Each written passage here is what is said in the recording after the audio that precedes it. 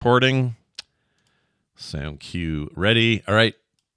Here we go in 3, 2, 1. Pete is about to take his first drug, and he got it from a friend.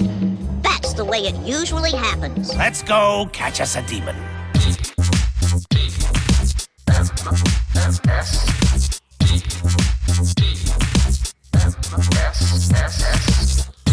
This is the morning stream. That's the level of stupid we're looking for.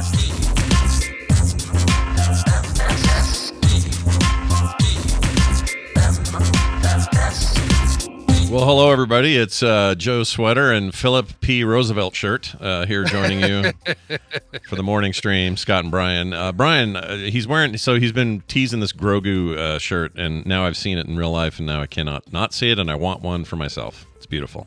Look at that thing. That's right. Grogu eating frogs. If you were here live, you'd see this shit, but because you're all at home just trying to use your imagination, it's this beautifully patterned thing. But if you look, and it's a very chromatic set of colors, right? Like blues and greens, very aqua. Mm-hmm. And from a distance, like you were saying, from a distance, you'd be like, that is a very nice set of colors on that shirt. And then you look up close, it's like, wait, there's little frogs, and it's little Grogu's eating them frogs. yeah, it's almost terrible once you get a good look at it. You're like, oh, the frogs. it's frog genocide being Yeah. committed on this shirt. Look, if you're sensitive to frog, wiping out frog civilization, then maybe don't look at this shirt. But it looks great. That's right. I'm There are a convinced. couple of weird places where the pattern mirrors. Like Oh, right, where you right get here, the pattern mirrors, and you get like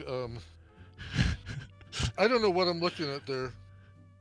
It's like part of a frog going into like a spaceship or something. Oh, Lord. Well, we can't have that. That's when we know we've gone too far as a human race. Yeah, I don't know what that is. Anyway. Can't have that. Well, anyway, we're here, and it's May 23rd, 2024. We're back. We're not going to have a 24-24 this year because it'll be on a day we don't have a regular show. All right. That's right. I mean, we'll say still have when it. we do our couch party tomorrow, we'll say, hey, it's 5/24/24. Woo! There you go. Yep. I think that's a great idea. Hey, so last night, by the way, thanks for all the nice comments and stuff. A bunch of you heard about my mom having to be rushed to the hospital yesterday. Good news is she's in good, stable condition now, getting good care this morning, and we'll probably be there for a couple of days. The long and the short of it is we just saw her on, I don't know, when was the wedding? The last day of the wedding, or the last day of the family stuff, I think was Sunday or whenever it was. Yeah, so we were with them on Sunday, and she was fine, and maybe a little tired from the weekend, but they went home, and everything was fine. Then we get this call right as soon as I exit DTNS last night, and was supposed to have a meeting right after, and as soon as I got off, Kim's like, check your text, and I'm like, oh, shit, and it says, your mom's been taken to the ER, her oxygen is like plummeting, we don't know why, blah, blah, blah, and all this stuff. And so it's in the big family text thing. So we're all a little freaked out. We're like, oh, crap.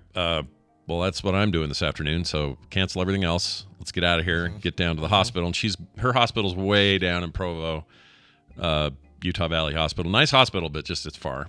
And so we went down there, met them in the ER, and they were already kind of working on her and stuff and having her try different things. Anyway, so here's the short of it. She got some sort of virus, probably during the wedding. It wasn't COVID. It's not even the common. It's not even this year's flu. It's some other one of hundreds of viruses people pass around. So she got some kind of respiratory virus. It had turned into a kind of what they think happened is when the virus first hit, her part of her lung, her lower left lung. They just call it that, right? The lower lung on the left side, because they're your lungs. Yeah. So I guess it's still a lung. It's not like you have ventricles like you can use for the heart. You just say lower left, lower left, lower right, upper left, upper right. And they called it a lobe, but I think it's just like that latter or that bottom half collapsed, and she was her oxygen went from 90 something down to, I don't know, 72. It's really that's too low. Like anything below 79, and you're kind of in danger zone. So they weren't sure why, and they were, she had this horrible racking cough that was just sort of from the other thing. So anyway, they diagnosed her with full-blown pneumonia, and said it was just very quickly onset. It's a bunch of factors. She's older. She's not moving around much. Sleeping on her back. That stuff has a way of coagulating and creating a problem. Sure. So she's got a lot of fluid in her lungs and blah, blah, blah. Anyway, so they give her albuterol, which clears that up so she doesn't cough every 5 seconds, but she's like really shaky from that stuff. That stuff could make you just real jittery. And she's already a little shaky. I mean, she's 85 or something. What do they call that? It's an upper. Yeah. Albuterol. Definitely a stimulant of some sort. Stimulant, yes. Heart rate went up and all that. But we waited around, and they finally got her a room, and they had 2 or 3 doctors talk to her. Bottom line is, I keep saying bottom line. Bottom line is she's better now. She's in stable condition. Her oxygen is up because she's sucking on it all day. She was able to eat last night. I think it's all going to be okay. It's all just a matter of whether or not the antibiotics that they gave her do anything, because if it's viral, they won't. But they've given her some pretty hardcore intravenous antibiotics to help any infection. And then the viral part will just have to pass. So they're going to keep her there for 2 days. It's major, the whole thing's of a major concern because she's also 85. It's not, this is the sort of thing when a lot of people go in, they don't come out with, right? So there was a lot of that. We went up there with Misha and just hung out and stuff. But here's the thing. I learned 2 things. One, don't make your mom laugh when she has a horrible racking pneumonia cough. Oh, God. Yeah. Yeah. For sure. Because at one point, I was holding her hand and I realized she has skin that is so loose, like you do when you're old, that it felt like I could just, if I moved it, like it would just shift in giant patches. And very thin, yeah. Yeah, and I said, Mom, I could pull all this off and become that guy from Silence of the Lambs.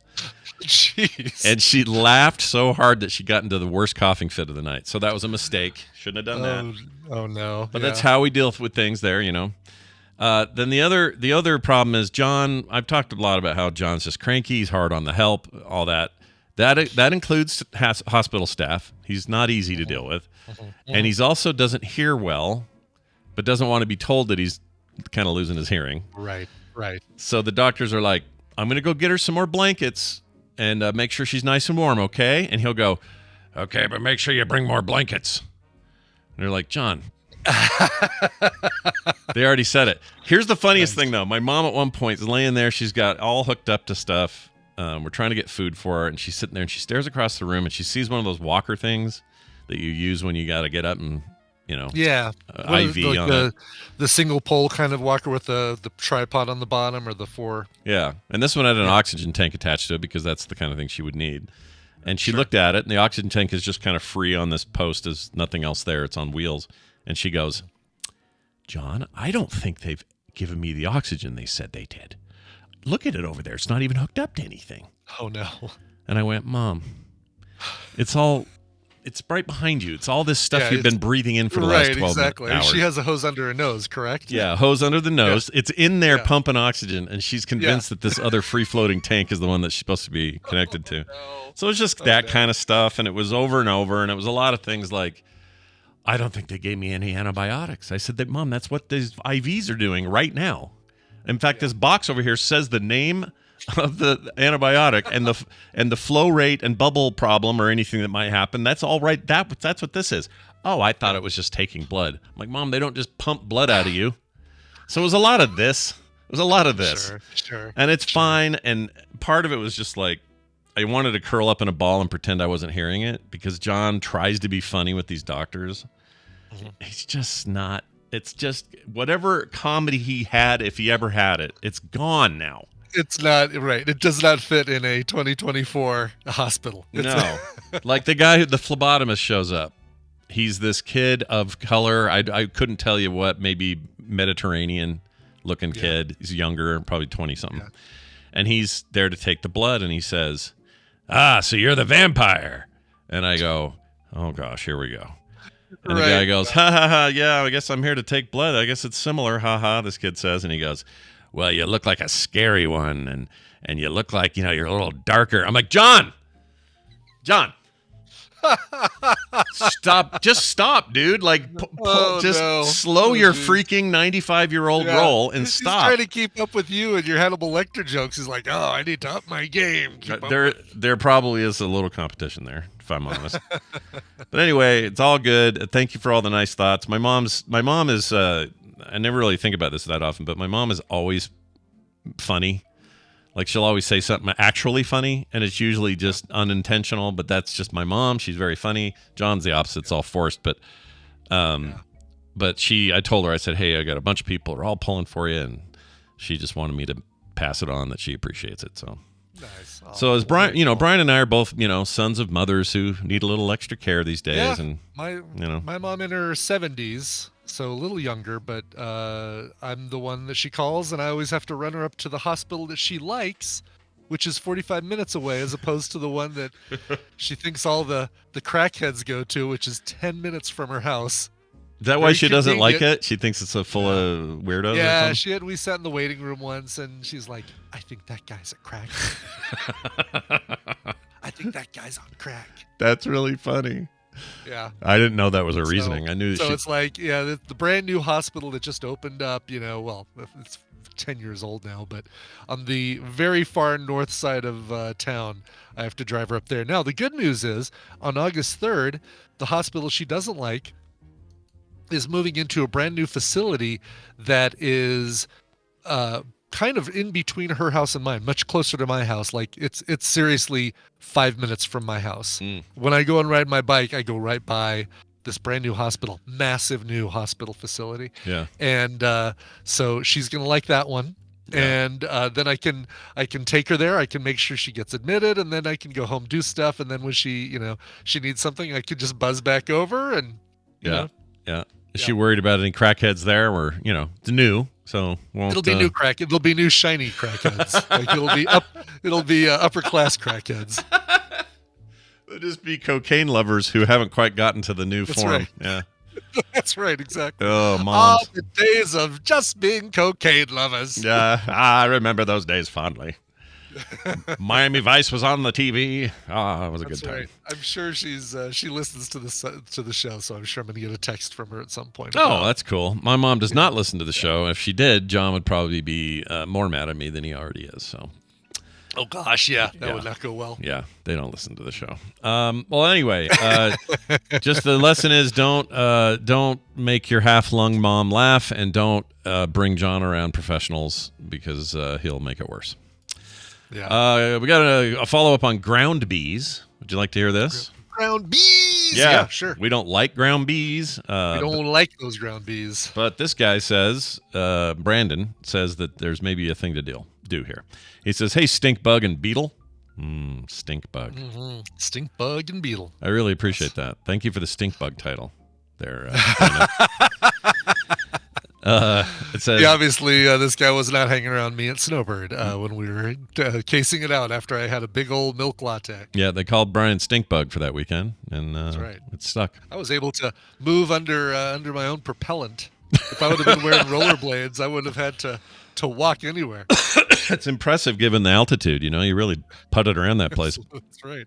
It happened once. I stepped over to the side and then came back, and Scott's like, "You checking that out over there?" I'm like, "Nah, I just had to offload some of the dairy I had this morning with my Queenamon with." Yep. I still think the altitude had something to do with making that a little worse for you. It definitely accelerated the process. Yeah. Yes, exactly. Thanks a lot. Yeah. Heights or whatever. Elevation. Anyway, says stink bug and beetle. This is Brandon from Mosquito and Vector Control guy that called to correct the way to remove a tick a while back. Do you remember that? We talked about tick removal. Yeah. Remember that? Yeah. I learned something that day. Without leaving the head. That's right. The whole burn thing doesn't work or something. Wasn't that the deal? Anyway. Yeah, exactly. It'd be nice if I retained the advice. If I took advice and then retained it. That's right. I think you submerged the whole thing in hot soapy water. Is that right? I can't remember. I can't remember at all. Anyway, he goes on to say, or he does say, where am I? I just listened to episode 2647 where a guy wrote in about ground bees. Well, I just heard that I heard that. Oh, because I heard that, I was just in the process of taking off my bee suit. That's cool. I like bee suits. After treating a yellow jacket nest in the ground. Oh, those bastards. I already don't like Yellow Jackets. You're telling me they're in the Yellow ground Jackets now? and wasps can go eat a microwaved bag of dicks. I agree. Ooh, microwaved. Ooh. Nice and hot microwaved bag of dicks. It'd be like hot dogs though. They'd be all split and weird, you know? Oh God, yeah. Oh, jeez. All right. Where was I? Oh, where am I? Okay, these guys aren't bees, but wasps. We get called all the time after people find them mowing. Don't mess with filling it up with water. They survive rainstorms just fine. Just call your local agency and have it taken care of.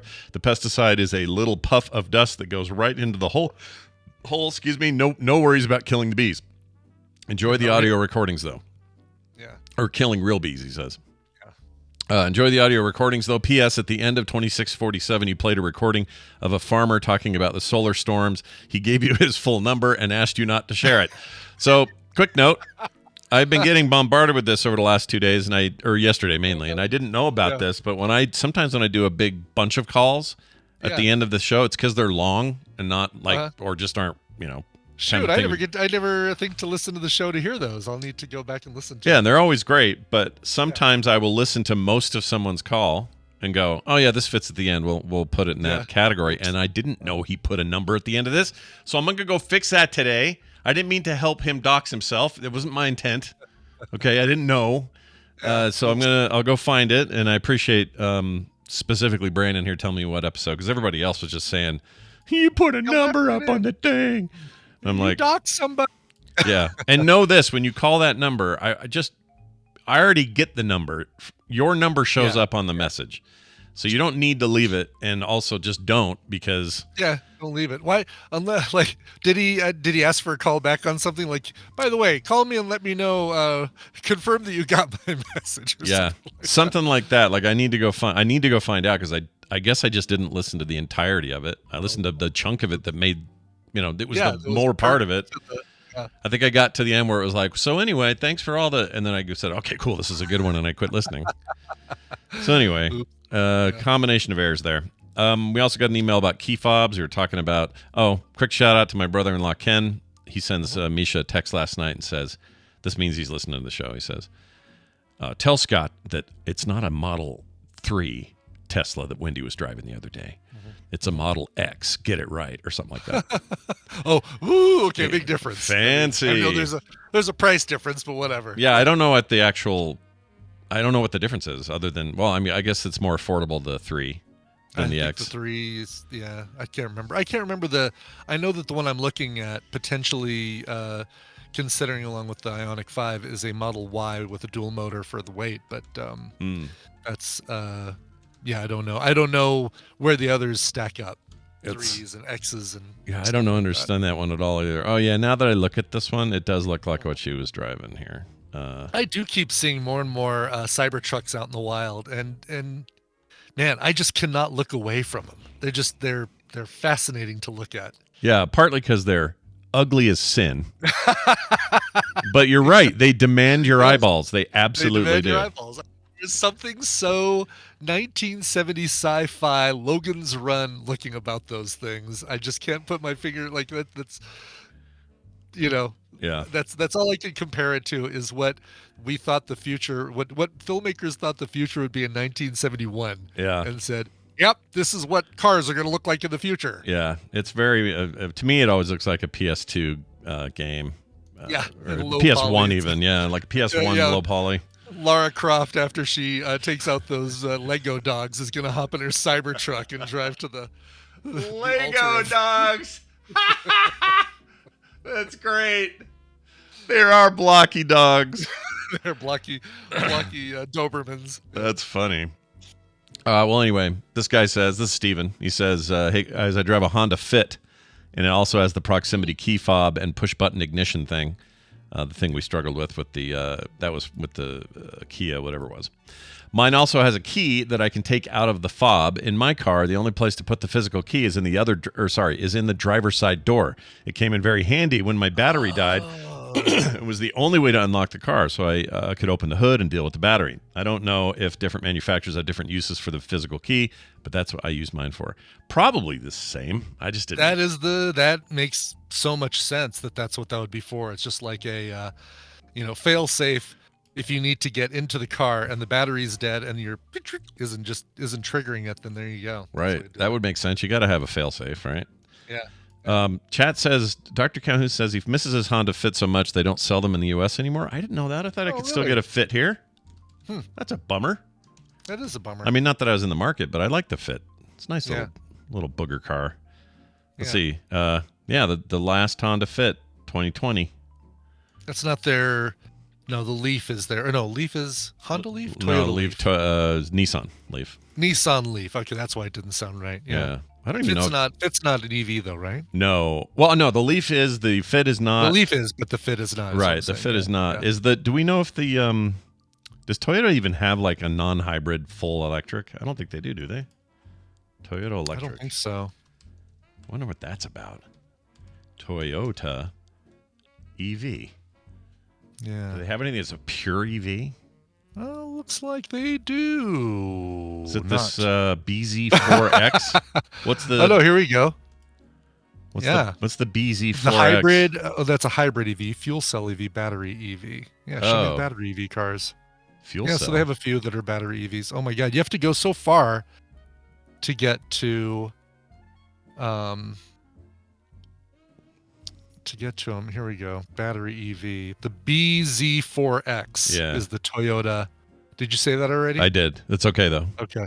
I was too busy scrolling through this mess of a website. This maze, this tangled maze. It's pretty messy. You're not wrong. That red battery one. Can power the red on air light that I just tried. Speaking of red, though, that red version of this, Supersonic Red. Yeah. Ooh, yeah. Sexy. It's a nice. I mean, it's a sharp looking vehicle, but boy, I have not seen anything in. I've seen nothing about this. Yeah, nothing in whatchamacallit in Consumer Reports about the quality of this. 43 grand. It's not bad. No, not bad for car. Car prices. It's in the range, I guess. Yeah. If you show up with $4,000 at signing, it's only $199 a month. Ooh. Yeah, that's how they get you. That's how they get you. I can show up with that. Yeah, why not? Anyway, well, thank you for that information. Now I understand what that key is probably for on that Kia. So yeah, for sure. It's all good. And then, quick note before we get to this. Can you tell me what you do when you're driving, either Lyft or just driving? Yep. Somebody tailgates you really close. Oh, yeah. What is your modus? Do you tap brakes? It used to be that I would get irritated. I would start to. I wouldn't like abruptly brake, but I would just start to ease up on the gas a little bit more and try and encourage them to get another lane. But I don't care anymore. I figure, the way I look at it now, tailgating is a them problem and not a me problem. I'm going the speed that is safe and is usually 5 to 10 miles over the speed limit, depending on where if I'm on a surface street or a highway, whatever. It's like, no, I'm going the speed I want to go. If you want to get that close, it's really on you and whatever. But I've gotten to the point now where I really do my best not to let stuff like that bother me. And unless somebody's just being a real jackanape and like doing that thing where they swerve back and forth behind you to make sure that you see them. Yeah, F that guy. They're not looking at me in their rearview mirror and getting irritated. Brr. Hate that. Hate that. Exactly. So it's like, whatever, Because last night we had a guy hugging us so hard that Kim tapped the brakes. Like not hard, but just like a quick little. Yeah, just enough to put the lights on, but not really enough to slow the car down. Yeah, and it seemed like he just hugged us even more because he was mad or something. So I was like, well, all right, then what do you do? You know what? You're right. Just ignore it. Just ignore it.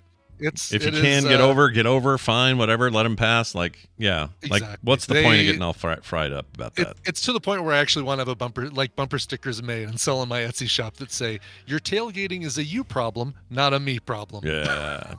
Just to let them know. Just to, go ahead. I don't know why everybody in the world now is driving like they've got their pregnant wife in the passenger seat about to give birth. Yeah. Why is that? Why is everyone in such a damned hurry? Because people leave earlier.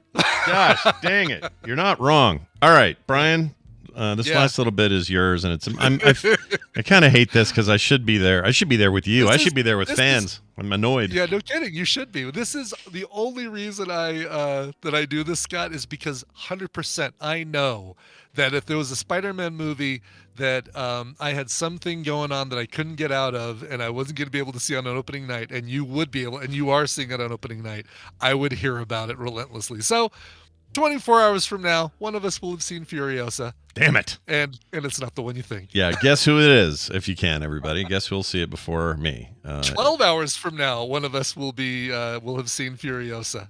Yeah, I'm excited, though, for you, because, you know, it's like tailgating. I can either be mad or I can be excited, and I'm going to be excited. That's how I'm going to do it. I've decided I'm going to live stream it, so watch on Twitch at 6:45 p.m. live from the Alamo Draft House. Yeah, you won't get kicked out for that ever. It's all good. Oh, no, they love that. Yeah. That and talking and using, you're turning on your device while you're watching the movie. Sure. Absolutely. Bring a I wonder. boombox in there. If Draft House has a new,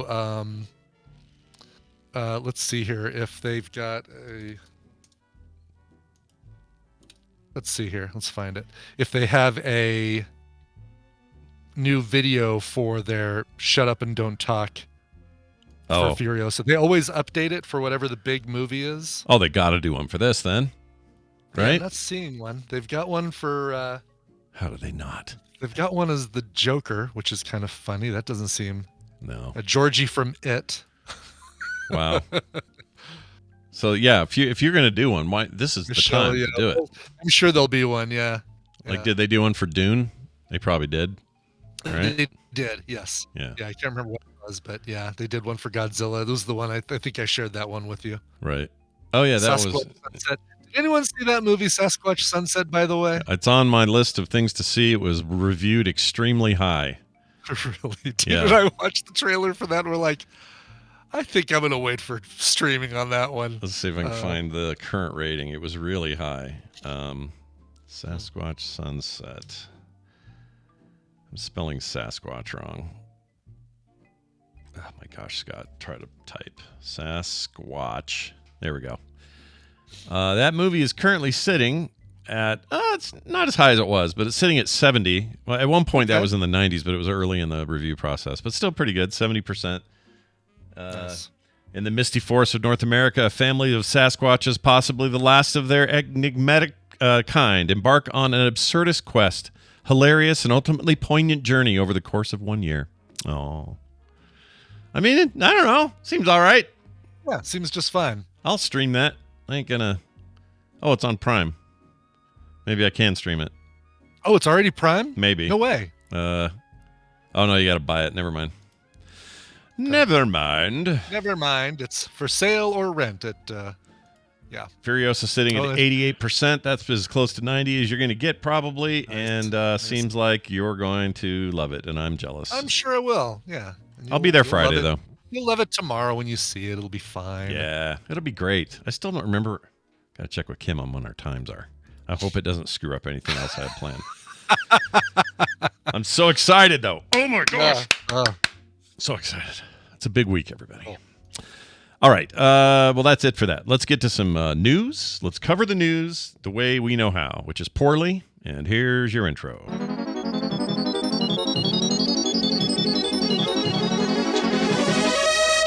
Time for the news, brought to you by... Brought to you by cover story today happening for the Jewel Smiths, band that is... I'm sorry. I forgot to put a space there. Sorry. Jewel, who's turning 50, and the Smiths.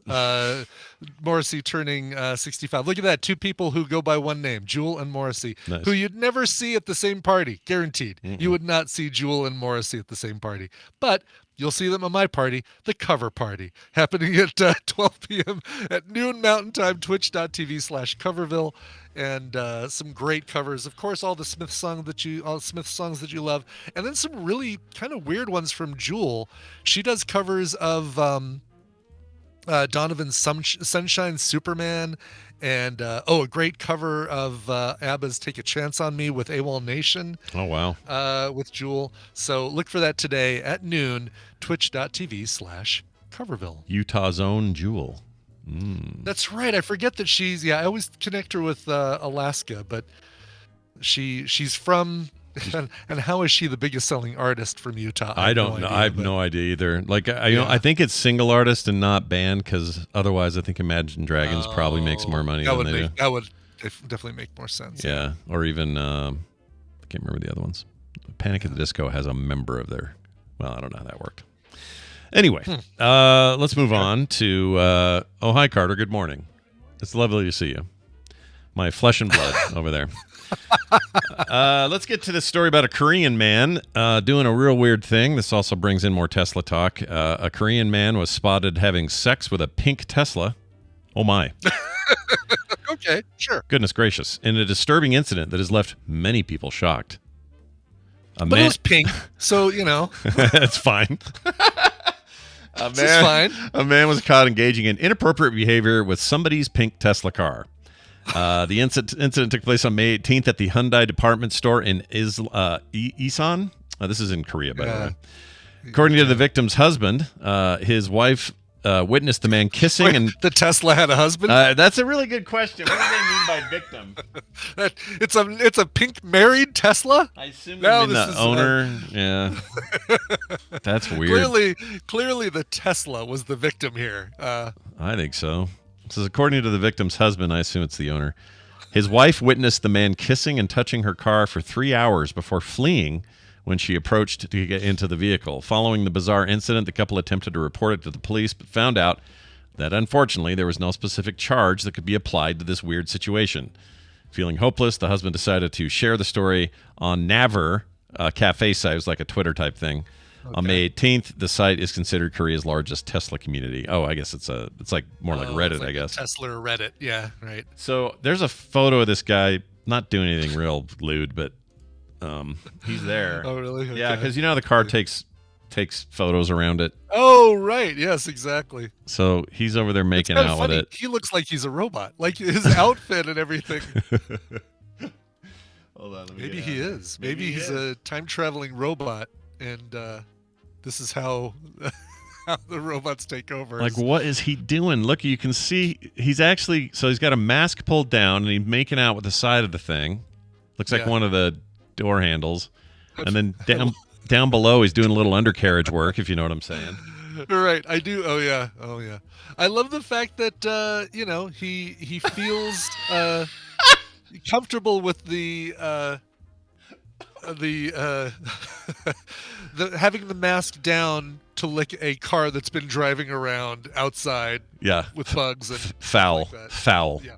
Yeah. There's Brian, scroll all the way down to the bottom. There's a shot of him on the hood, really getting going here.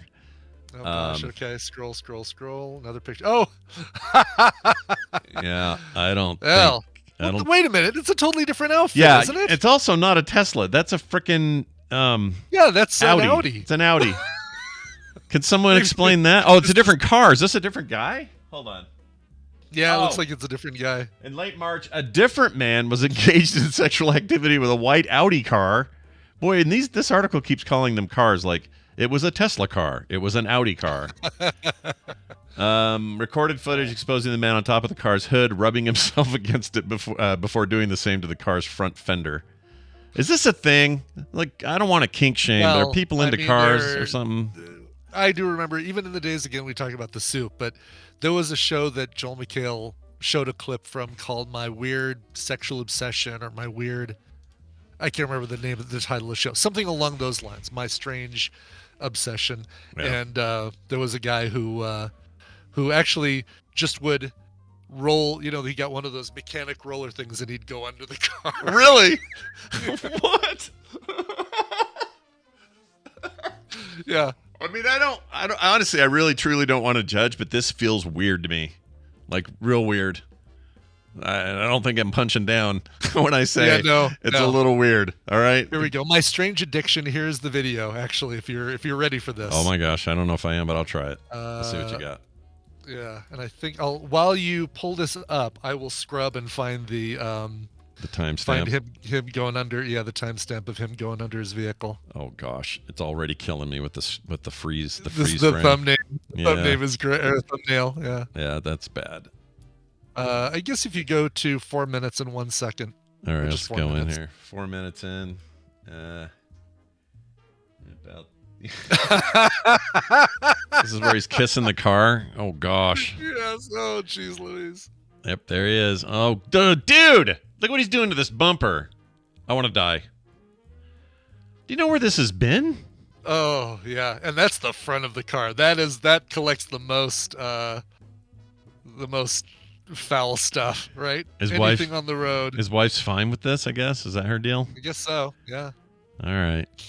You know what? Again, I don't want to judge, but I kind of do here.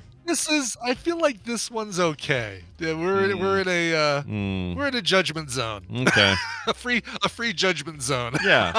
I mean, I'm not going to give. I may have questions for this guy. I'm not going to shit on him when I see him, but I'm going to say, sure. Hey, what's your deal with the cars? I'd say, and he'll say, I wonder if wiener. I don't know what he'll say. Do you think he lets his wife drive? Like, do you think the oh gosh, the car is his own?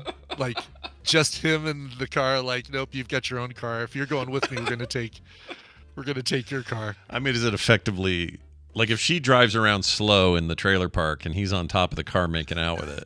Is that like it's like a threesome sort of? Yeah, sure. A menage car trois or whatever. Auto car trois. Anyway. Well, there's that. Is this what autoeroticism is? Okay, now it makes sense. Is it now? Oh, now I get it. All right, here's another story that's fun for all the Kyles in our listening audience. I know we have a few. We do have Kyles. Yeah, good friend Kyle Ferguson as well. It says here, 706 people named Kyle got together in Texas, but it was not enough for a world record. It was supposed to be the most Kyles in one place, and they just got shorted a little bit. How many people named Kyle can fit in one place? Asked this article for one Texas city. Not enough. It's a real shame. It still should have the record for the most Kyles. It's just not the record for the largest gathering of people with the same name. Correct, I believe. Says yeah. So here it is. Another attempt by the city of Kyle, Texas. That's the whole point. Is they're called perfect. Kyle. Okay. Yeah. Yep. Of course, you'd want to do this. To break the world record for the largest gathering of people with one name, fell short Saturday despite 706 Kyles of all ages turning up at a park in the suburbs of Austin. The crown is currently held by the town of Bosnia. Hey, Brian, do you remember the Bosnia conflict of the 90s? Oh, man. I love the Bosnia. Yeah, exactly. Those poor Bosnians. Good Lord, Scott. Anyway, they got 2,325 people named Ivan together in 2017, according to the Guinness World Record. Like it's too easy, though, right? Like getting Ivans together is like. Is it? It's like are there a lot of Eastern European Ivans? Go to Walmart and get about 1,500 Karens, probably. Where would you meet? Where would the Karens meet? Where's the most like? Who has the most managers they could have to talk to? Clearly in the place where you file the complaints. Yeah. Yeah. How many managers per square foot do you have in this store? Okay, excellent. We're bringing all the Karens. I think Mike's. Like, you get Mike's, Michael's, Brian's. In America. That'd be an easy one. Brian, a podcast convention has, I think, 2,500 Brian's. Yeah, that's a good point. But we could do there's probably a city called Bryan or a town. And, easily. Certainly ones that are spelled Bryan. I don't know if there might be Brians, but I feel like I've seen a Brian. I know I've seen Bryant's with a T. Bryant's. But yeah. I've seen that wouldn't count. I've seen a Scott town, but it was a single T. Yeah, Bryan, Texas. There we go. It's you're doing Texas. It's the good life, Texas style, is what Bryan touts. Wow, the good life. Yeah. All right. Yep. That's good. That's there's great. a Bryan, Ohio too, but both of them are spelled Bryan. What is their slogan? Do they have one? Slightly better than Bryan, Texas is their slogan. Oh, shade thrown, lines drawn. Just like the Bryan in Texas, only not in Texas. There you go.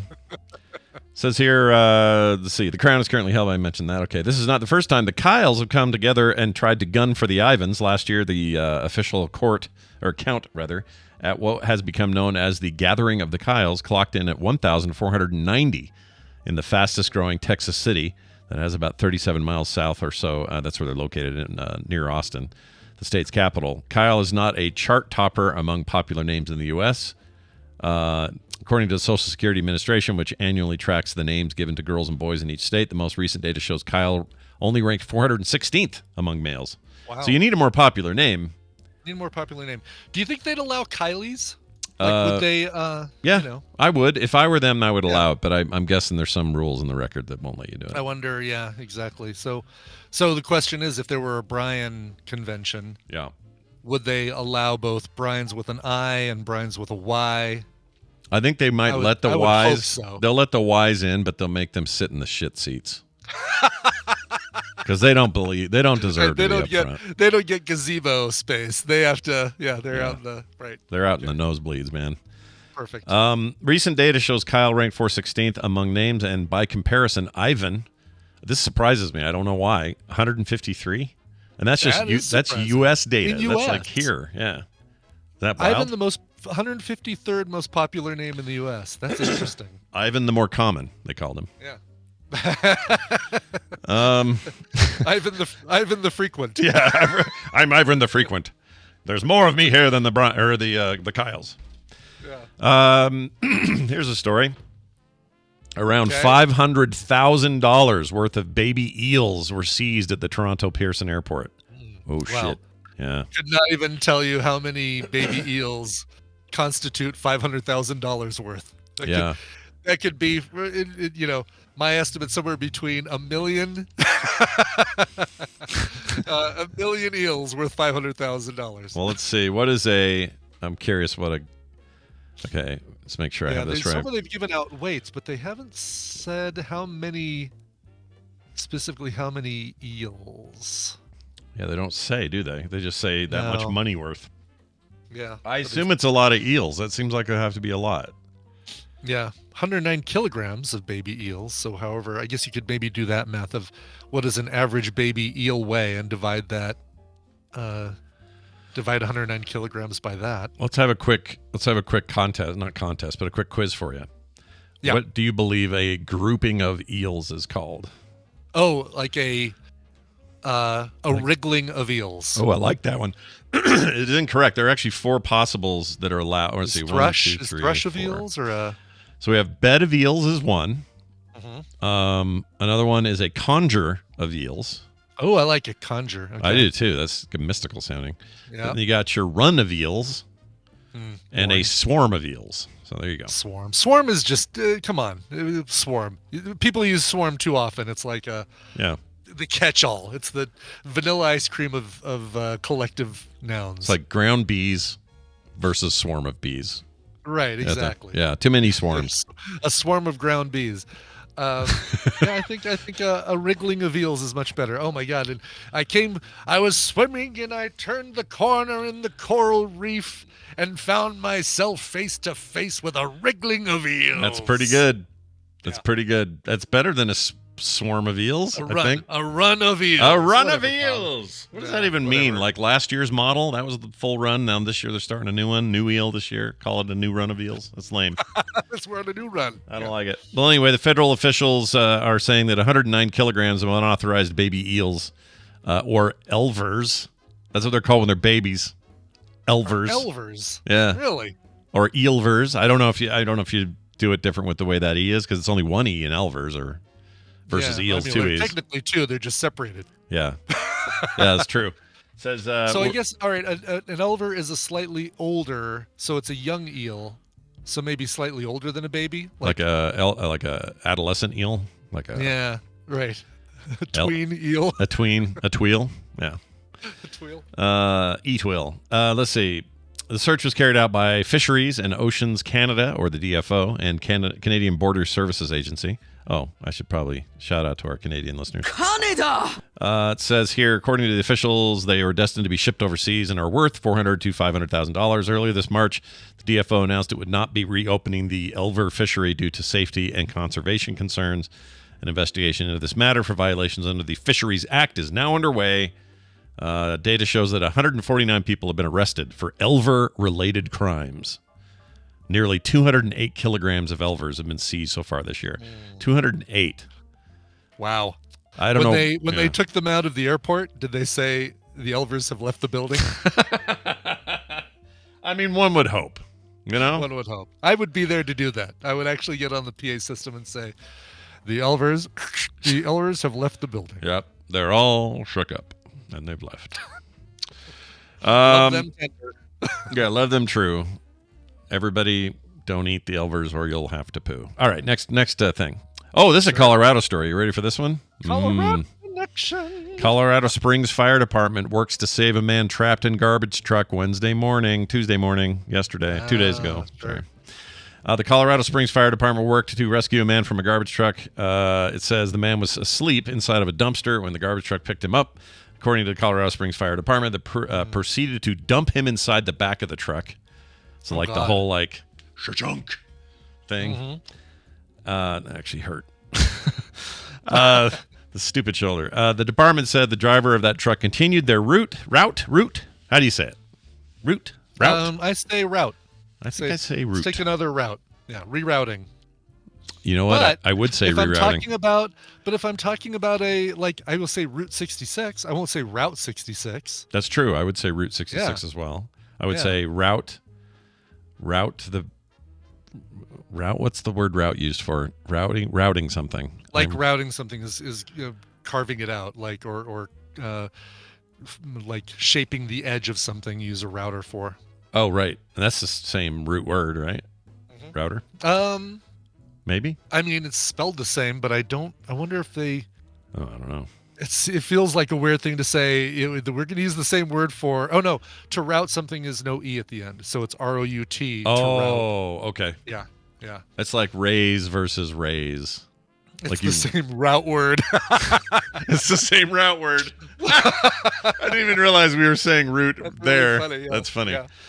Well, anyway, it picked him up, and let's see. Then along the East Boulder at the UC Memorial Central Hospital. Do you know where that is? Health Memorial Central. Do you know?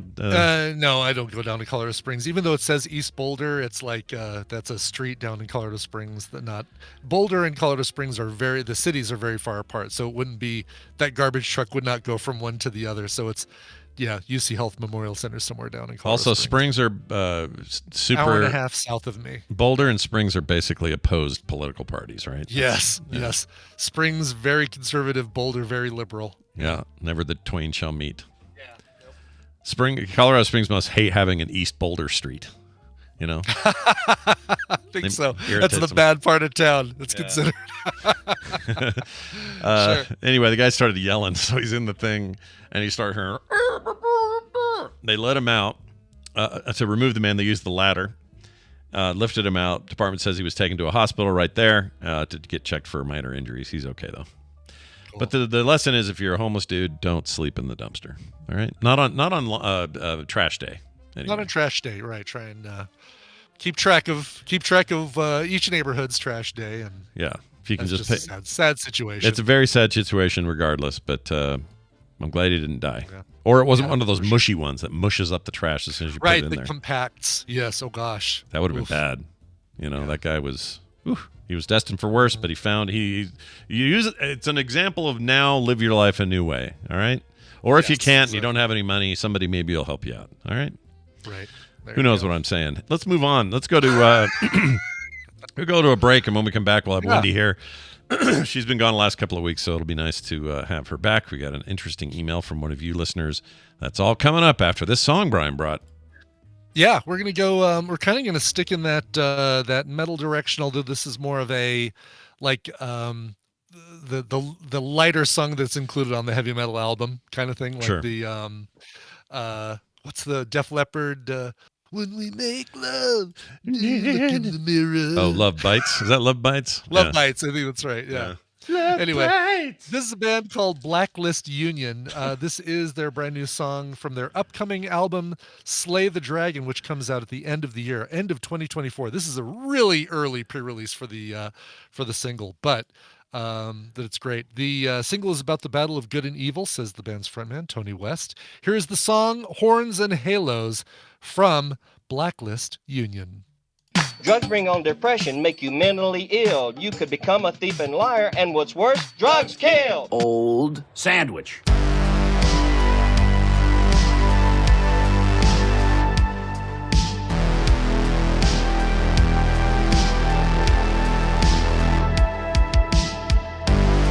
We've returned. Tell us one more time who that was. one more time. That was Horns and Halos by the band Blacklist Union. That comes from their upcoming album Slay the Dragon, but you'll be waiting a while for that one. End of 2024 for that album. Wow. So some time. That's right. But Power ballad. Thank you, Mayor McCheese. That is the word. Those are the words I was looking for. Power ballad. Oh, okay. So let me ask you this: the famous Five Finger Death Punch does that cover of Bad Company. Sure. Yeah. Would you call that a power ballad? Because it is slower than their usual. Yeah, it's a down tempo song, and I would say that is a. I would say that's a power ballad. Yeah. Or when Disturbed does the one. Yeah, here's Sounds the of question. Silence. Does a power ballad have to be, do the lyrics have to reference a relationship? Because I don't think Bad Company does, right? No, I think it's just warns but everyone. Love Bites does. And Love ballad, Bites does, yeah. Ballad for me implies that, but it probably shouldn't. So September Rain or November Rain, yeah. Sorry.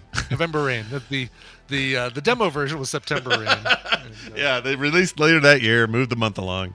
That's right. But that would be a power ballad because that's about a girl and marrying somebody and all that. Okay. Yep, that's a good example for sure. Yeah. I like that song. Yep. You know what? Early prime time Guns N' Roses, pretty good stuff. Oh, for sure. Yeah. Kind of miss that stuff. I guess I could go listen to it. Don't even miss it. Same with Leopard too. Yeah, that's true. Yeah. Love Bites, Love Bleeds, brings me to my knees or whatever. Mm-hmm. Wendy is on her way. Looks like we need to ring her a second time here. And she hung up. The remaining sugar on me. She killed it, which means that probably means she's got two devices arguing with each other. Too many microphones picking her up. Yeah. Oh, she hung up again. Let's see. Is she good? Maybe she'll text me. She says, 1 more minute. No worries. Okay. Totally fine. Yeah, she's saying stall. I just got a note from my brother. Let's see what he has to say. Okay. Okay. Is he at the hospital? No, but at midnight he sent me a note that says, "Are you sleeping, Scott?" Oh, I got you up? Yeah, you up? Who did new phone? Who dis?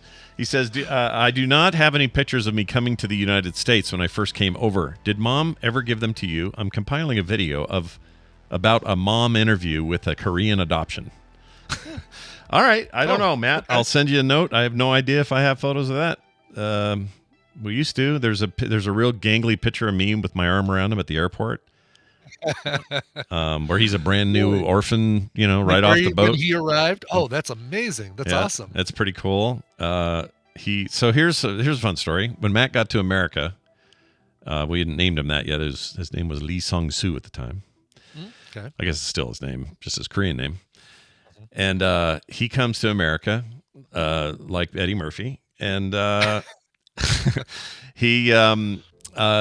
we show up there and he sees nothing but all these tall people. So he tells me retrospectively, he's like, that freaked me out because I've never seen Americans before. Oh, sure. Everyone's really tall. Mom's like enormous to him, this kind of stuff. And it really freaked him out. And then what really freaked him out is we pull up to the curb in what he figured would just be his new home, which was my dad's motorhome camper thing. Okay. But he's never seen such a thing. And it had a toilet and beds and all this. So in his mind, he's like, well, this is where I'm moving. And it also drives places. So he didn't know what that was about. That very night, he gets to the house, finds, I don't know when in the sequence of things this happens, but he finds a big bag of Doritos and eats the entire bag that night. Just ate everything in it. Thought that was what you were meant to do. Yeah.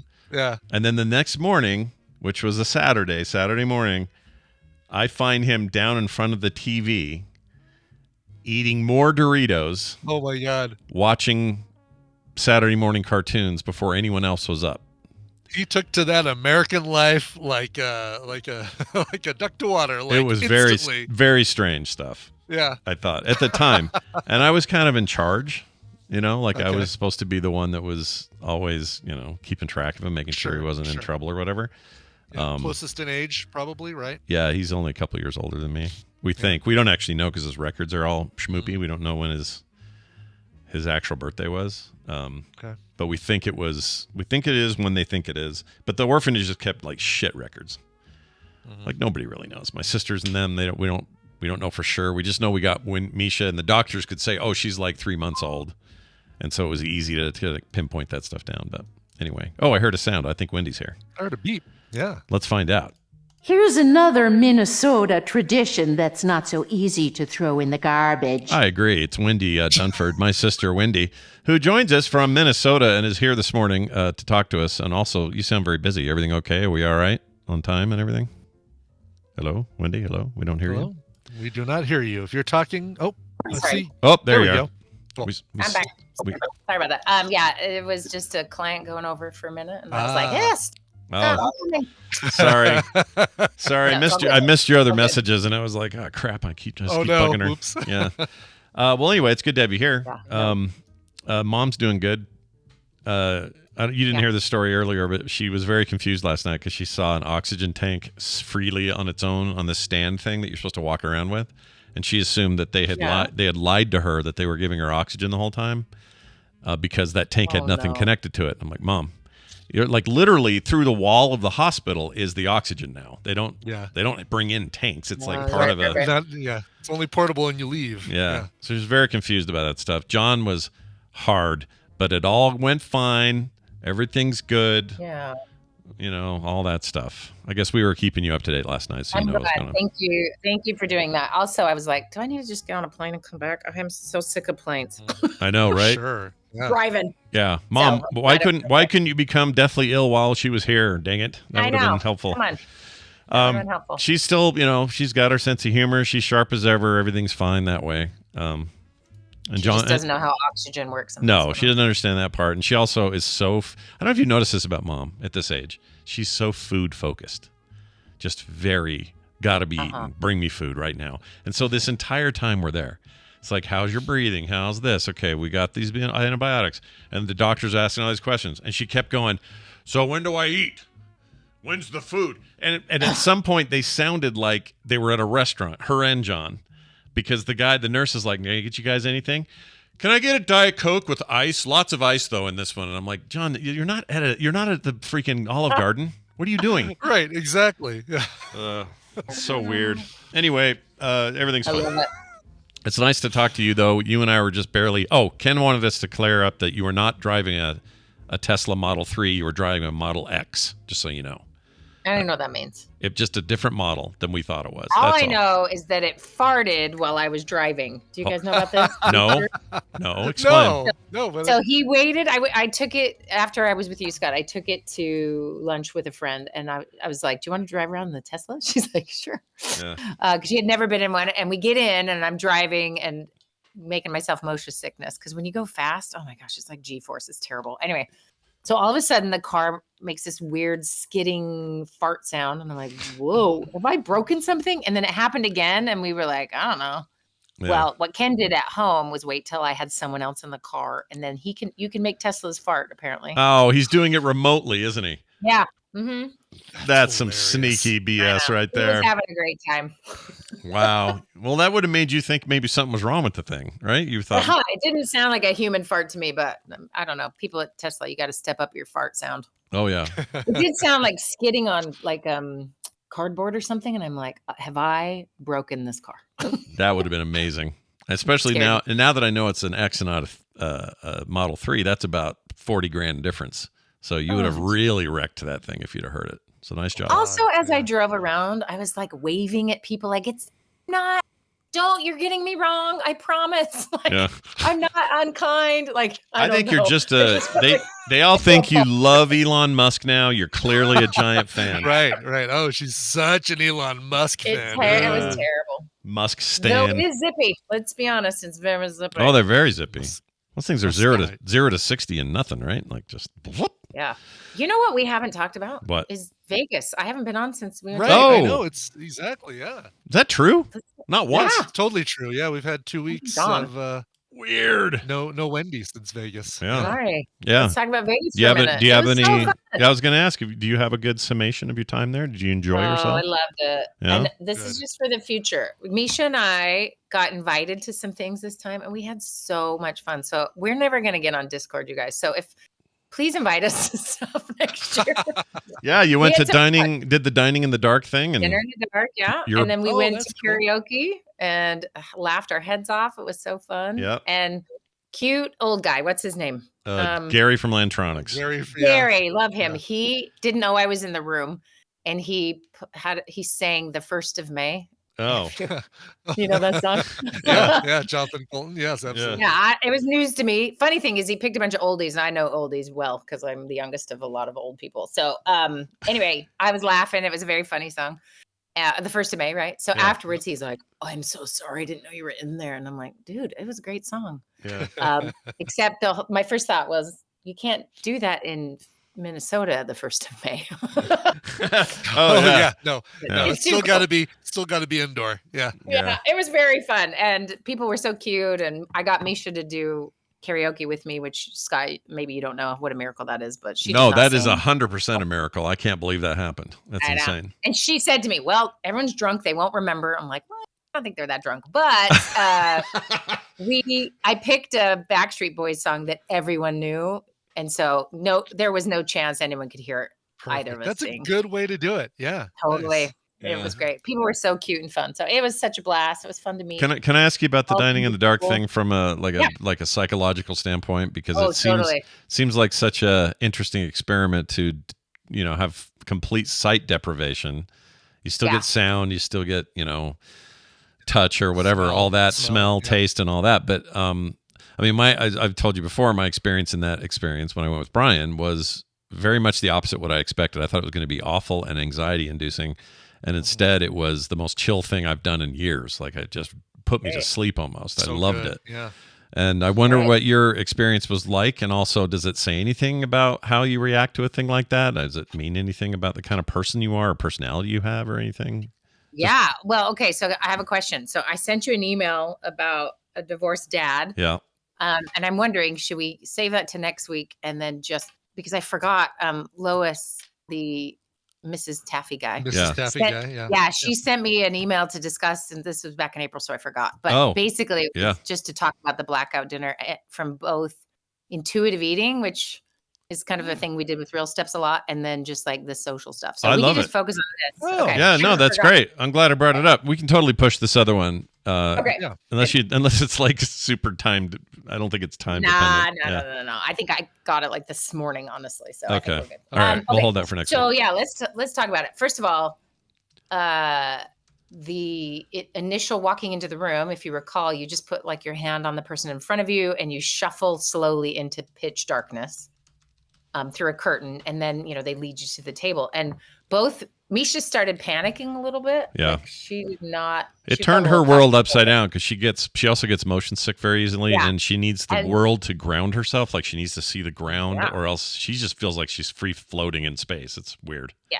And I have it a little bit, but I instantly felt a little nauseous. So I was like, whoa, what is happening? Yeah. And I said, so then I had to turn on therapy mode. I told her, I said, hey, you're with a professional. There's nothing bad's going to happen. I'll walk you through it. And then I'm like, ooh, I feel dizzy.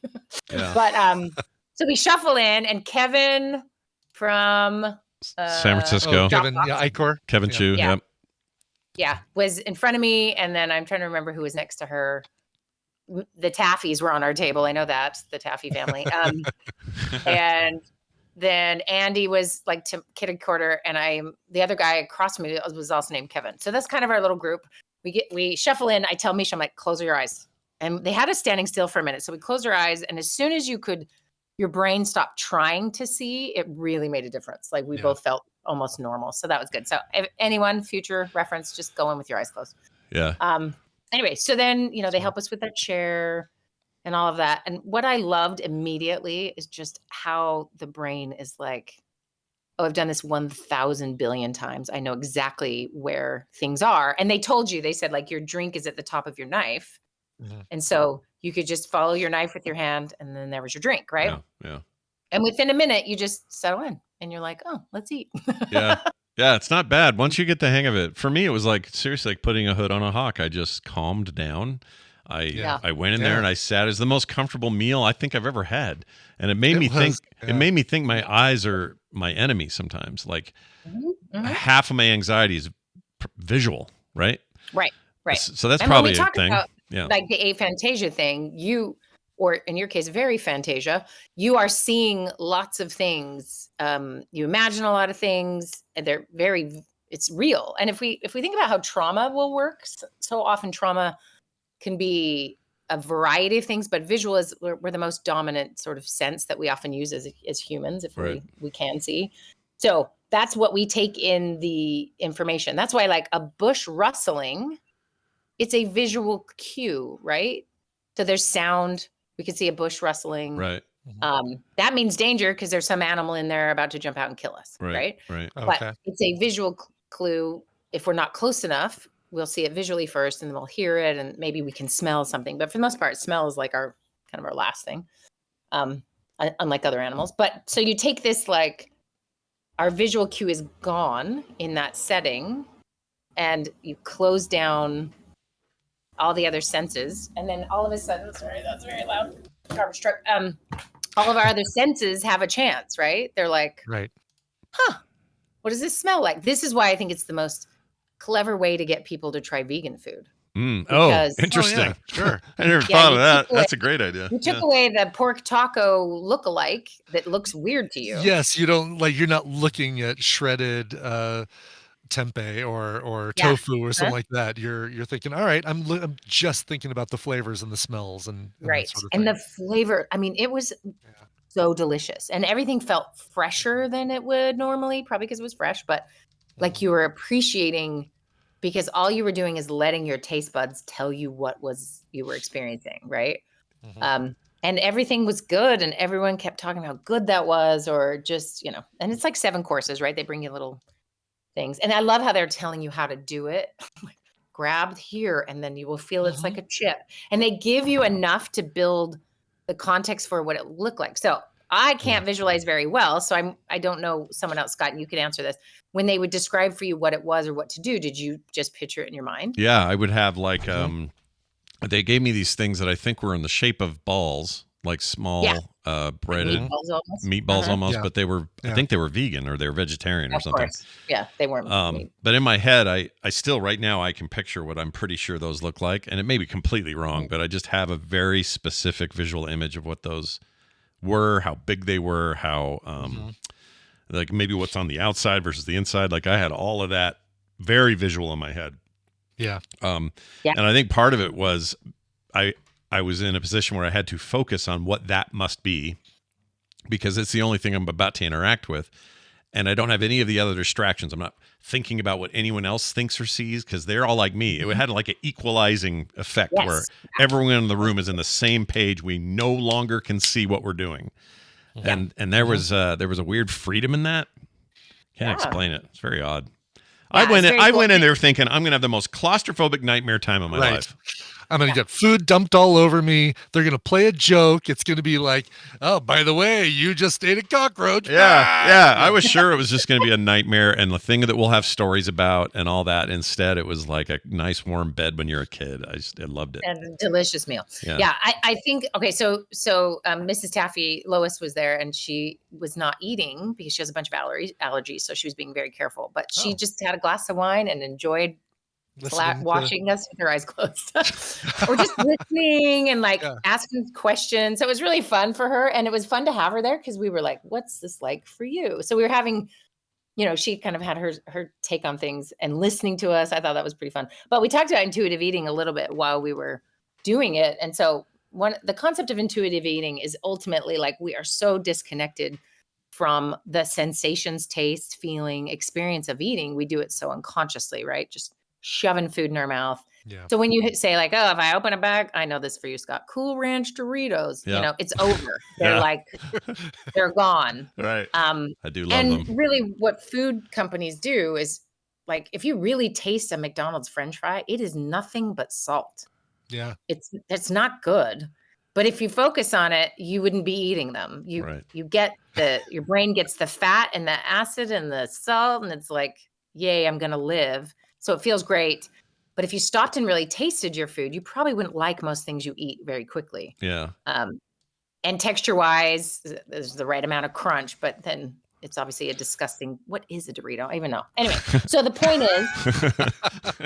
of intuitive eating, as a concept is, you eat whatever you want, but you are slowing down, you're being more mindful, you're paying attention, you see you check if you're hungry or not. And so what I found, and Lois and I were talking about it a little bit, just what I found is I was super aware of how stuff tasted, of course. But then I was also like, I'm quite full. And then I'm like, well, I still have 5 courses to go. So I better get on full. And, you kind of kept going. But my awareness of where, if I was satiated or not, was really like tuned in. And so, as you practice sort of slowing down and eating more mindfully, what happens is you eat less, you eat food that actually nourishes you a little more. There's some just natural consequences to doing that you're not going to eat a giant bag of, let's say, Boston baked beans, which I do love. Oh, I love those so much. I know. It makes us old ladies, Scott. You know that. I know. Anyway.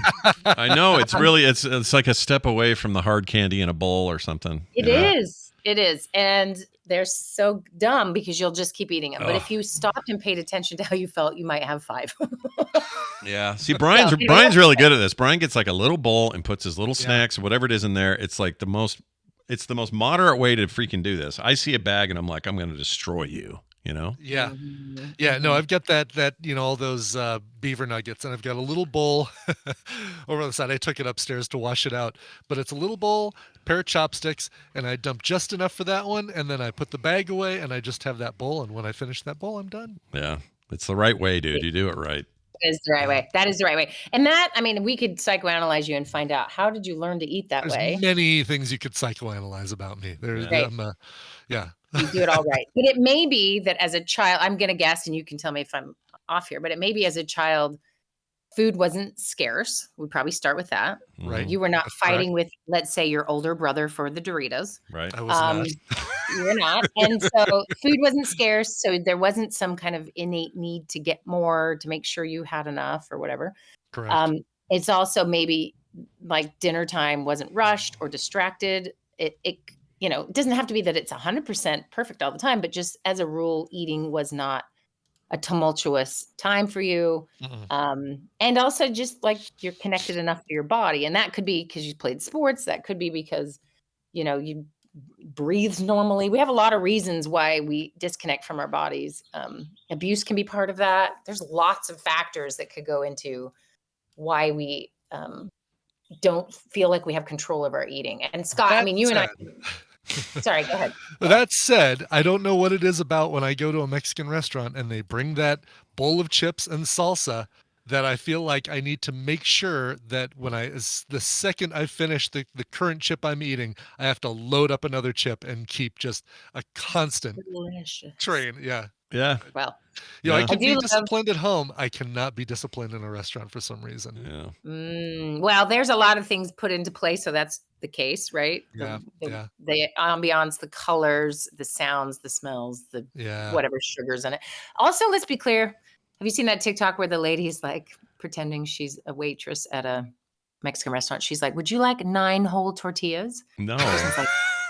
No. And she's like, "What if I cut them up in triangles and fry them?" And they're like, "Yes, I want them." It's about right. Yeah, that is, when you think about it, and those, that big basket of chips is really like 9 tortillas. 9 or 10 tortillas, deep fried, that you'd never eat them if they were just served to you as tortillas. Like, that's way too much. It's crazy. Yeah.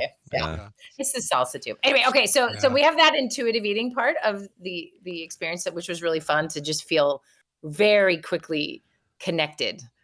Because of course, visually, also think of what else happens visually while you're eating. You are not just looking at your food, right? You look at your food to get enough information. It's not rotten. There's not, mold or foam on it. But it is, and that's necessary for survival, right? That's why we look at food. You open a container in a fridge. What do? You look at it, then you smell it. We do both because the smells can be the second indicator that it's not safe for us. So this is how we survive, right? So it's all good. But when you take away sight also, the other thing sight does is it shows you other things to do. It's very distracting, right? So you are looking on your phone. You are talking to another person. You are looking at the neighbor outside their house. You are, whatever you are doing, your brain, the visual keeps going. It's not just like staring at your plate, which is why restaurants have to do something else in the space for you to, want to be there. If it was just a plain white room with a plate of food, you might, and no phone allowed, people would not do well. So, so that was really cool to have our site taken away because it took a couple of things away. So let me ask this: when you guys did it, how did it affect your socializing? Not seeing people or not, Actually, what happened to you? It made me I thought we were all very conversational, but there was definitely like a quiet. Don't you feel like, Brian, there's like a quieter, like, I don't know. Yeah. We for some reason, we wanted to not, like, we wanted to keep it mellow and not yell, "Hey, Hammond, what do you think of this, this potato thing we're eating?" Yeah. And like, "Hey, I think this potato thing is very good. Scott, what do you think of Yeah, that?" we were like NPR hosts. That's right. Yeah. It was a very, like, I think that obviously that added to the experience because you didn't feel like you were at a loud, screamy restaurant where you had to talk over other people. It felt like we were eating in a library or something. Yeah. Really? Yeah. Yeah. Isn't that interesting? So our other sense of sound and hearing, you modulate because it's dark. I noticed as I walked in, other tables were loud. And I don't know if I've walked in a restaurant and thought, wow, that table over there is loud. It's because it was my proprioception. It was like, where is that located? Yeah, right. To my left. And I thought a wall was over there, but it turns out there's a whole table of people. Right. And they weren't super loud. We hadn't started talking yet. Right. So once we sat down and engaged, it was quieter, but then I stopped hearing other people. It was kind of auditorily pretty interesting. I did notice one of the guys on our table is really shy. You could tell, just sort of, not engaging much in chit chat with others in the group. And I asked him a couple questions and he shared about himself. And I thought, in the light, he might have really struggled to have this conversation with me. Oh, yeah. Or been like, Right. don't focus on me, something like that. Whereas it just felt really natural and he seemed comfortable. I mean, he could write it and say otherwise, maybe it was awful for him, but he just shared some thoughts and it was great. But then there was plenty of like silence and there was chit chat about people's kids or a little bit, but really our main topic was the food. Yeah. And we would eat silently and then we would just talk about how, I like the taco on the left. Yeah. Oh, that was so good. Yeah. And we just kind of gushing about food. There'd be way more. Yeah, there's way more an opportunity for people to kind of talk about the food that they normally wouldn't talk about and come out of their shell a little bit, like you're saying. They almost need to do blackout karaoke where we, Yes. of course, we need the light to be able to see the lyrics, or we need some blinding screen to show us the lyrics to whatever song we're singing. But other than that, just feed it into our brain chips or whatever the future is. Yeah, or But just make up your own lyrics. Here's the thing, though. Like when you're in that situation, all of the we always talk about body language. Everybody's got different body language, and we're always paying so close attention to how people are moving or sitting. 60 to 70% of your communication is through body language. So I just wanted to put a number on that. Like, no, that's really interesting. Wow, that much. Yeah, it's even more than I thought. So the fact that that's being taken from you, and then also eye contact, which is already very difficult for some people to do eye contact. It's something that used to be really hard for me. I got better at it. And I can really hold someone's gaze now, which I think makes them uncomfortable, because I'm like, just like straight into their eyes. But it was almost like exposure therapy for me to do that. But not having that there either, suddenly all these weird artificial hesitation barriers are gone. And all that's left is I say a thing. The person responds or not. You have a you don't feel like being loud or boisterous or using your hands to speak the way I am now. Like you may even still be doing that in there, although it felt like I didn't. But even if you are, nobody knows you are. Yeah. And also you're all in a vulnerable state that makes you feel like you're with friends, because the vulnerability of that is like, all I could think of was like these dudes with their headsets on. Their night vision goggles. Like they can see everything, and I don't know if this room might be a total shit show. There might be freaking poo smeared on the walls. I don't know. And those guys could do something weird, like walk by and look down your shirt if you're a girl or something, or a man. Whatever. I got boobs. Whatever. Those kinds of vulnerabilities, and then accepting that and acknowledging that I'm going to take a leap of faith here a little bit. That was also communal. Yeah. It's weird. Mm-hmm. Weird thing, man. It's all in the same boat. Really I loved it. I thought it was great. leveled the playing field for all of that stuff. Yeah. So do you recommend what are ways of doing this where you don't have to go spend the $117 in Vegas or something to do this? Can you is this like let me say this. I love this idea that someone's like, let's do this. And only in Vegas, right? Or maybe it's other places, but just this idea of like, food is so much more, and it is. It's so much, the experience is so much more than visual. Visual's part of it. I mean, think of the fancy plates you've been served, and you're like, I'm spending way too much money to have that look pretty. But that's part of the experience. That's whatever, right? And so for someone to go, let's rip out one of the things. I like that it also gives people a taste of what it would be like to be able to differently, right? To not see. And what it must be like to how people move around you and how much you need your hearing. Or, they could do a dinner where there was no sound. That'd be very interesting. I think the no taste dinner might be the dumbest idea. But don't do that one. So do you think that there's like even a little possibility that candlelight dinners, came from a little bit of let's lower the lights, let you focus on who you're there with and focus on the taste of the food rather than a big bright restaurant where you're looking at your food and not paying attention to any of the other stimuli around you. Absolutely. And if you think of so we know a couple things. A blue bowl. If you eat popcorn out of a blue bowl, you will eat more than you will if it's in a different color bowl. Really? Okay. Yeah. And most of us, we're eating in the bowl our kids puke in. It's usually dark in movie theaters where I just shovel that stuff into my face like I'm and darkness will do it too, right? Like you're totally right. Also distraction. So when you shove popcorn in your mouth, it's because you are not mindfully eating in any way. And so blue, and then red is another one that will get you to eat more. So really? So that doesn't have the danger connotation with that, right? Like putting something in a red bowl doesn't make you say, "Oh, dangerous! I better not go crazy with this stuff." So think about most pizza places you've ever been in. What color is it? Well, I think of Pizza Hut and it's red. Yeah. I think of red every time. That's funny you say that. Yeah. And even from just like the classic, plaid. Yeah, the red and white plaid. All that stuff, right? Yeah. So red, like decorating your kitchen in red, it's like a hurried, it's more of an aggressive kind of color, right? But what they found is people will just eat more and eat faster. And so that's a reason a restaurant will be designed and colored a particular way is they will dictate how you behave. So if they really want you to change over tables quickly, they don't make it very comfortable to sit around. If they know you're going to spend a ton of money on wine, the longer you sit there, they're going to create that thing. And so candlelight, 100% brand, I think, is an example of the food is less visible. And so the food needs to be good, and then you will pay more for the food. Yeah. And also the mood and the feeling, Sure. Obviously, the first candlelit dinner was a long, long time ago. It was probably not romantic. I think there were probably, candlelight dinners in caves. Forever. Yeah. And then they're like, this is kind of getting me in the mood. All right, let's make a restaurant.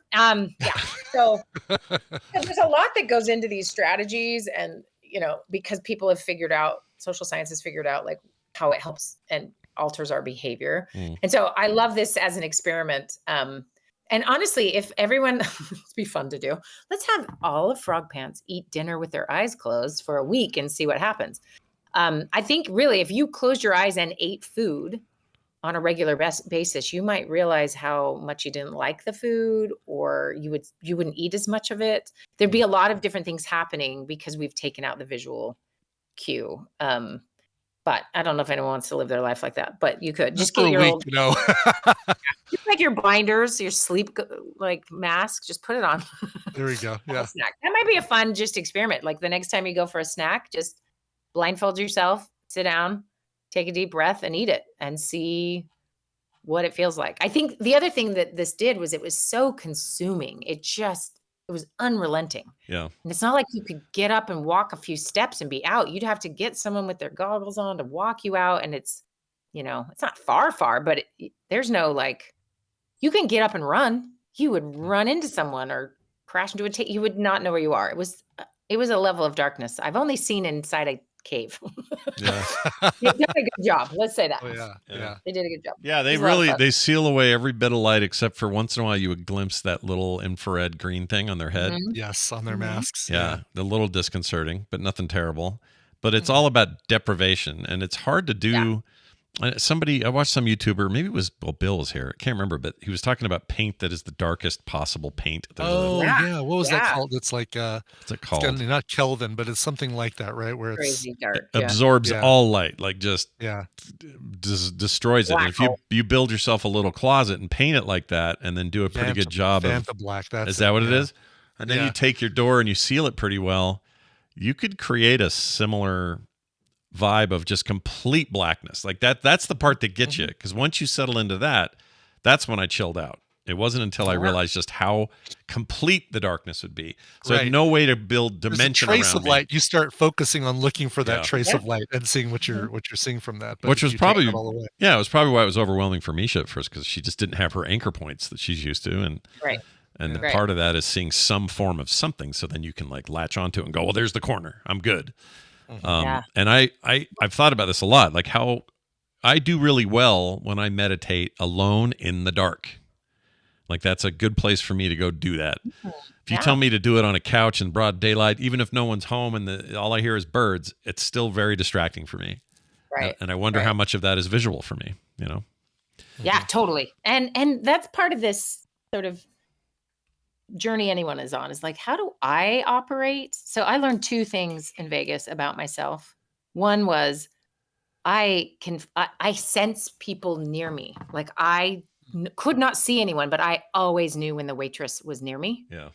And she'd say behind you, and I'm like, I already know. Like I could feel her. And I thought, oh, that's interesting. Like I have a lot of mirror neurons. I know that, but I didn't know I could have mirror neurons work when it was dark, which was really weird because I could just always tell she was near me. Okay, so that was one. Then the other thing I learned was with Brian. Brian, when I came into the room to do the dice task. Yeah, the dice task. I rely so much on winning someone over to help me cheat. Yeah. Oh, I noticed that. Yeah. And I was like, how dare you not work with me here, Brian? I know. Yeah. You're like, how did Scott do? Oh, can I actually pick them up with my fingers after you just read the clue that said let me tell you, it's disconcerting when your co-host, the person that when you're on the morning show with all the time, and when you bounce off each other constantly, and then you go into a room where he will not tell you shit. I just have to be as stoic and as like not helpful, and not even like restricting the jokes I make and stuff. Like I would be, it's impressive. And when people watch the final result, they're like, that's so funny. And I'm like, no, it's majorly awkward. Yeah. The whole thing is so awkward. But I did learn, like, when you would just stand there and smile, it almost made it worse. Yeah. But I realized, like, oh, I borrow people to manage a room. Yeah. And no one helped me. Everyone's little faces of just staring at me. I was like, you have that audience that everybody always imagines as the worst audience, which is the not giving you any feedback or anything, and just staring and just watching. It's like, that's the anxiety-inducing audience right there. It's very hard. And then the final product, honestly, I thought was so flippin' fun and funny that I was like, I have ruined this. I really thought I've ruined this. Oh, not even, again. And that's because it was so dang awkward and you wouldn't help me. And then later you cut it. So it was funny. And I was like, oh, is this the magic of reality TV editing? It is. Yeah, it really is. It is, especially like the going back and forth and saying, my God, who would use chopsticks? And then here's Scott trying to use chopsticks. KT Data and Hammond just did such a great job with all that stuff. Have you shown the video to anybody else in your life to, I don't know how to get it. Can someone send it to me? Yeah, there's a YouTube video. Scott will send you a link. Oh, send it to me, Scott, right now. Oh, yeah, for sure. We have the whole thing in there. So, yeah, I will do that. Great. Okay. Yeah, it was just what experience. And also just, I am apparently very chaotic as I stack dice. Oh, yes, you were. Yeah. You made a very accurate representation of Excalibur, the Excalibur Hotel. Many towers, not one tower, many towers. Yeah. And chaos, like inside, just Chaos. chaos. Yeah, actually, that is Let me play the Jenga. Excalibur. Yeah. Yeah. And then when I watched everyone else, I thought, oh, my brain does not work like theirs. That is so basic. Just support it as you build it. What is my problem? Yeah. So You still did Mine pretty was well, all though. that. You did better than You me. still came in second. Yeah. Yeah. I did terrible this year. Me and Fletcher, or not Fletcher, me and Tom. Tom. And Tom just said, I feel like that's where the tower wants to stop. Like, Yeah. I feel like that's as far as the tower wants to go. And I'm like, really? You know this is a competition. Yeah. Okay. Yeah. he's like, Power's telling me. I had a friend who taught pottery classes for a long time, and he said, every person reveals themselves as they throw a pot. You will find out if they're anxious. You will find out how their mind works. You will learn everything you need to know. And I was just like, yeah, I mean, maybe. And I'm like, oh, have them stack a tower in a silent room where people are watching them and filming them, and you might find out how our brains really work. Yeah. You'd be surprised. Cool. Yeah. Well, yeah, it's super interesting. I think I don't know. I'd love to hear some people's examples of how they can achieve this sort of thing, because we're not just talking blackout. this blackout feeling. I know sensory deprivation tanks exist. I've never tried it. You should, Scott. Let's do that as an experiment, because I think your experience in the dark would indicate you would probably do really well with it. Yeah, I think I would. I see those on Groupon all the time. Those, like sensory deprivation tank for an hour for $30 or something like that. And I keep thinking I'd like that. And then I'm like, but I get kind of claustrophobic in areas where I can't turn around. Like if I were to Bruce Willis my way through a heating vent, I would freak the heck out. Yeah. But I think those are big enough that you don't have the top of the ceiling of this thing is not an inch above your face. It's wide enough that I can maneuver if I need I'm looking to. at one right now where this girl is laying in this tank. It's all water's in there, obviously, because it creates the weightlessness feeling. Sure. Yeah. But she's spread arms all the way out, and she seems to be pretty well. Pretty lax. Yeah. I don't know if you can rotate around, or I assume probably you could, but.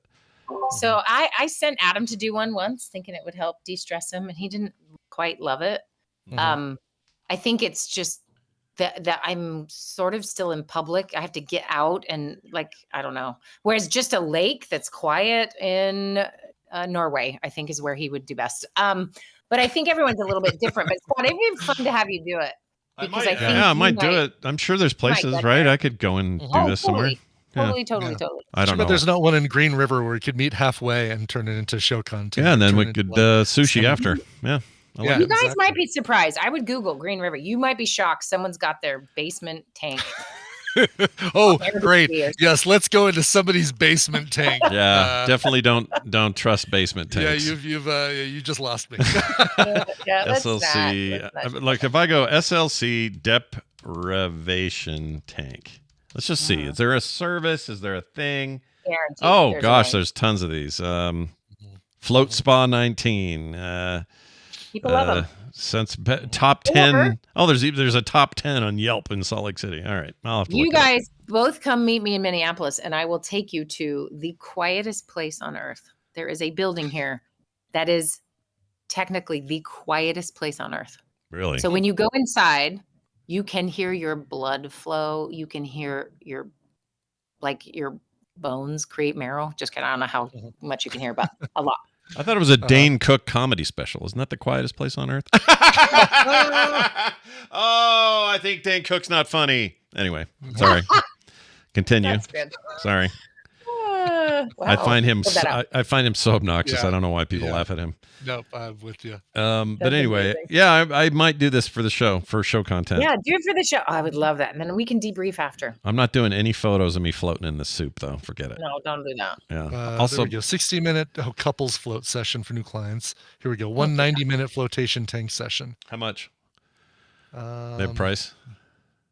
Let's see, $60. That's not bad. It's a That's group not bad. one. Also, I can just imagine a lot of people don't make it a whole hour and 20 minutes. That's a long It's time. a long time. I know it exactly. Like 90 minutes feels like a long time to not have any other stimuli. Also, what's holding you up? What holds you up in there? Why? How are people floating and not might be sinking? super salty water or Super something. salty.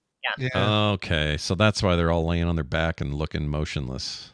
Yeah. And it's not like smell bad salt like the Great Salt Lake. It's like it's therapeutic. But it also does. You just float. You're saying it's not full of like brine shrimp or anything? That's good. All right. Great. Oh, they should combine that though with the little fish that eat the dead skin off your feet. Oh, and that's a great have idea. it all done at the all same time. around your body. Yeah. Yeah, just like especially if you practice meditating. If you practice meditating at all, you probably could do pretty well. I think for anyone who's never once sat with their own thoughts, this might be a lot. Here's what I'm going to do. I'm going to go do it. And on my way out of that place, I'm going to turn back to the receptionist and go, I peed in there, and then leave. Great. See what they do. Just see what they do. What are they going to do? I peed in there. Bye. Ding. They'll be like, you're not the first or the last. You're not even the first today, buddy. All right. Well, we'll report on that later. I think this is interesting stuff. Let us know at home what you think of this sort of thing. Do you have an experience you want to share? This sort of thing changed your perspective the way it did for us while we were eating. And I'm really glad nobody ever got like food poisoning in there. That would have been real bad. Oh, gosh. Yeah, for sure. I might have a very different opinion of this experience if they didn't take care of that. Yeah. You know, maybe just work on, resting your eyes a minute while you're eating something and see how it tastes. You just start there. Yeah, just close your eyes. Exactly. And then see what happens. Wendy, it's always fun and a pleasure to hang and talk. We'll keep you informed what happens with Mom. And other than that, tell Peter he's weird and we love him.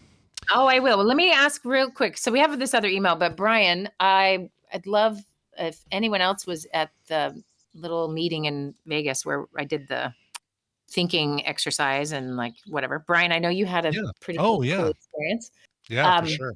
So I'll have you talk about it next time. But if anyone else has one, they might want to share of just what shifted for them as they were in that little thing. We can tell people more what happened. And yeah, that's a good idea. But also, this reminds me of why it felt like we'd had you on more recently. It's because you sat here in my office and we recorded a just kind of a quick little chat for the therapy. For therapy shows. So we've got a little preliminary file up there. It is available on this feed. And a few others. There'll be its own dedicated feed, of course, and that's coming soon. So watch for that. But more information coming soon on the plan there for Better You and all that stuff. So just keep your eye on the prize. We'll let you know. Sounds good. Anything else, Wendy? All good? You all set? It's all good. All Thanks. right. Have fun. Kiss our butts. Just kidding. Don't kiss our butts. That's a Dunaway thing. All right. Well done there. Let's move on out of the show today. There's a bunch of content coming, so you're not going to be short of shows this weekend. You got Coverville today, and like Brian said, noon. That's right. Jewel Smiths. Yep, Jewel Smiths. Check that out. Jewel Smiths. Yep, they're really good at making jewels and setting your rings and all that. Exactly. You can sell them on the auction house and make buku bucks. Mm-hmm. Yeah, that's good stuff there. Also, Core tonight, 5 p.m. Should be back from. I think there's going to be a lot of hospital running, but I should be back by then. Anyway, that'll be at 5 p.m. tonight. Play Retro tomorrow at 1:30. There's also a plan for the what do you call it? Couch party tomorrow. Couch party. Yep. Tomorrow, more Firefly. Planned. Obviously. That's the plan. I'm trying to find out what's going on. A, with my mom. B, I don't know when my tickets are to Furiosa, so I got to figure that out. But sure. As soon as Kim Guess the Connection tomorrow morning at 9. That is on, and we're going to give away this Hulk cookie mug. It's Hulk's head. You fill his head with coffee or hot cocoa, and then you put a little cookie in his mouth, and it keeps your cookie warm. Oh, I love that. He's like going, ah, and you can put a cookie in his mouth. That's amazing. Where was this when I was a kid? I know. What else? Film Sack this weekend. We're doing The Hitcher. The Hitcher. Oh, I cannot wait. Actually, dig, if you will, The Hitcher. It's either going to be not hold up at all, or I'm going to love it. I don't know which I'm going to expect here. We will see, though. And then, like we said, couch party. Be here for all this stuff. The schedule's up. Show Monday. Just right. a little reminder. Right. Yes. That's actually probably perfect. My guess is my mom will come home that day, and that'll be a good day for me not to be here. So we're going to do that. But yes, go celebrate Memorial Day. Go have your barbecues and your whatnots. And we won't be here that day, but we'll be back Tuesday. I think that's it. Progpants.com/TMS for everything. Brian, let's get out of here with music. Do you have some music? I have one to just go out on the week with. This one comes to us from Leslie, Logan's mom. Hey guys, I just stumbled upon this incredibly beautiful cover of Imogen Heap's Hide and Seek. What You Say, performed by the a cappella group Fifth Street. It gave me goosebumps from start to finish. Any day is good to play it. No special occasion. It's just a great cover. Sure is. And let's play it for you right now. This is just something that they put up on their channel, and I love it. It's gorgeous, and it's a great rendition of the song, which is already an a cappella thing, but with a vocoder, like the original Imogen Heap song is electronically a cappella. This one is just people a cappella. Sure. Here is Hide and Seek by Fifth Street. People versus robots. Very nice. Right. That'll be it for us. We'll see you guys on Tuesday for a regular episode, but check out all this stuff on the weekend. Plenty going on, and we'll see you then. This show is part of the Frog Pants Network. Yes. Get more at frogpants.com.